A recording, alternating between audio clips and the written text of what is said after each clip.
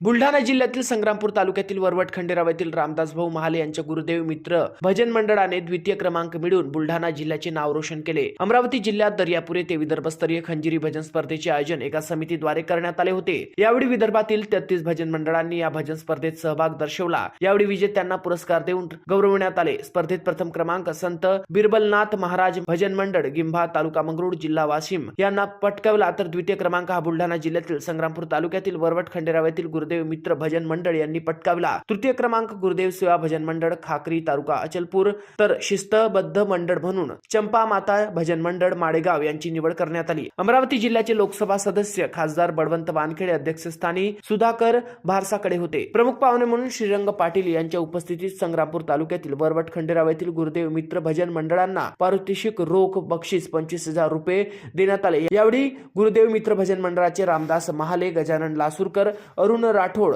रमेश तारोडकर, श्रेयस लोणकर, विजय कुईटे, ठाकूर साहेब, पांडुरंग टाकळकर, गजानन क्षीरसागर, प्रणव ताडोकर, विशाल जमडकार, गणेश दारोकर, बाळू ठाकरे यांच्यासह आदी गुरुदेव भजन मंडळाचे सदस्य या उपस्थित स्पर्धेत होते। महाराष्ट्र टी24 करिता सचिन पाटील, अकोला, बुलढाणा।